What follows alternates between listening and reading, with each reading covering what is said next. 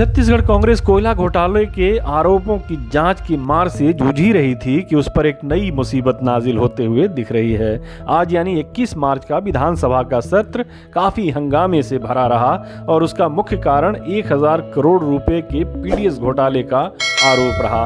विपक्षी भारतीय जनता पार्टी इस मामले में कांग्रेस पर सीधे आरोप लगा रही है कि उसने गरीबों का राशन खाया है।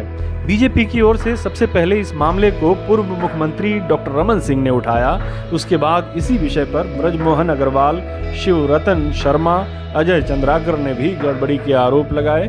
उन्होंने चावल, गेहूं, गुड़, नमक सभी चीजों में बड़े पैमाने पर धांधली के आरोप लगाए हैं, जबकि कांग्रेस की ओर से खाद्य मंत्री अमरजीत भगत ने जवाब में कहा कि मामले की जांच कर दोषियों के खिलाफ एक्शन लिया जाएगा। यानी कांग्रेस सरकार इस बात को स्वीकार कर रही है कि पीडीएस में धांधली हुई है। अगर कांग्रेस सरकार भी इस बात को स्वीकार करती है कि धांधली हुई है तो आने वाले दिनों में भूपेश बघेल की मुश्किलें बढ़नी तय हैं।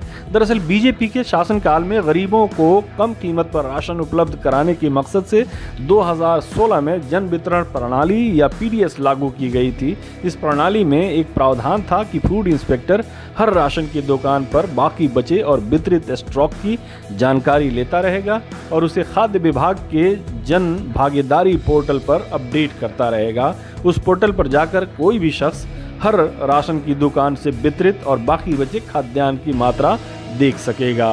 बीजेपी ये आरोप लगा रही है कि दिसंबर 2021 के बाद से इसमें एंट्री बंद हो गई। बीजेपी का आरोप है कि उसके बाद यानी जनवरी 2022 से दिसंबर 2022 तक हर राशन की दुकान को पूरा कोटा दिया गया, लेकिन बचत स्टॉक नहीं हटाया गया। बीजेपी के अपने हिसाब के मुताबिक 13,301 दुकानों में राशन वितरण में गड़बड़ी की बात की है, जबकि सरकार ये मानती है कि 8,000 स्टोर पर भ्रष्टाचार हुआ है। यानी 40% स्टोर पर गड़बड़ी के आरोप को सरकार भी मानती है। बीजेपी का कहना है कि केवल चावल के मद में ही 600 करोड़ रुपए का घोटाला हुआ है। नमक, शक्कर, चना और गुड़ का हिसाब सरकारी पोर्टल पर नहीं है। अब यदि इस आरोप में सच्चाई है तो भूपेश बघेल सरकार को इसका जवाब न केवल विपक्ष को देना होगा बल्कि इस साल के अंत में होने वाले विधानसभा चुनाव के दौरान जनता को भी देना होगा। सरकार ने स्वीकार किया कि पीडीएस में घोटाला हुआ है। सरकार की ओर से खाद्य मंत्री अमरजीत भगत ने कहा कि इस घोटाले की जांच 24 मार्च तक कर ली जाएगी। उसके बाद से आरोपों और प्रत्यारोपों का सिलसिला जारी है।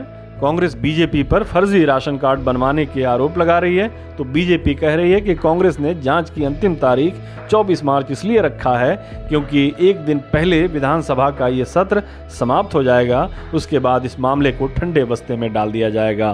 बहरहाल कांग्रेस के लिए चुनावी वर्ष में भ्रष्टाचार का एक और आरोप लगना बहुत नेक शगुन नहीं है। पहले ही कोयला लेवी मामले में मुख्यमंत्री भूपेश बघेल के करीबी अफसरों की गिरफ्तारी हो चुकी है।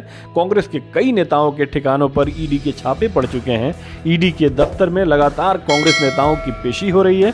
ईडी की ओर से जिस तरह की कार्रवाई हो रही है उससे लगता है कि मुख्यमंत्री भूपेश बघेल के गिर्द भी दायरा तंग करने की कोशिश की जा रही है। अब कांग्रेस लाख चीखे चिल्लाए कि केंद्र में बीजेपी की सरकार केंद्रीय एजेंसियों का दुरुपयोग कर विपक्षी नेताओं और विपक्ष की सरकारों को कमजोर करने की साजिश कर रही है। जनता पर इसका कोई खास प्रभाव नहीं पड़ने वाला। यदि भ्रष्टाचार के मामले में कुछ गिरफ्तारियां भी हो गई तो कांग्रेस के लिए जवाब देना मुश्किल हो जाएगा। भूपेश बघेल भले ही अपनी जातीय समीकरण, अपने गांव और युवा केंद्रित योजनाओं और अपने आखिरी बजट में कुछ लोक लुभावन प्रावधानों को करके फिलहाल मजबूत विकेट पर दिख रहे हैं, लेकिन आने वाले दिनों में किसी भी समय उनकी मुसीबत बढ़ सकती है। पहले ही अंदरूनी रशाकसी से जूझ रही कांग्रेस को इस चुनाव में बीजेपी के साथ साथ आम आदमी पार्टी के चैलेंज का भी सामना है। इस चैलेंज की गंभीरता को मुख्यमंत्री भूपेश बघेल भी स्वीकार कर चुके हैं और आम आदमी पार्टी के नेता और दिल्ली के पूर्व उप मुख्यमंत्री मनीष सिसोदिया की गिरफ्तारी का हवाला देकर आम आदमी पार्टी को कांग्रेस शासित राज्यों में या जहां कांग्रेस और बीजेपी में सीधा मुकाबला है वहां चुनाव से दूर रहने का सुझाव दे चुके हैं। ऐसे में भ्रष्टाचार का एक और आरोप कांग्रेस के लिए मुसीबत बन जाएगा। हमारे साथ जुड़ने के लिए आपका शुक्रिया। हमारा वीडियो पसंद आए तो इसे लाइक करें, हमारे चैनल को सब्सक्राइब करें और कमेंट बॉक्स में जाकर अपनी राय जरूर दें।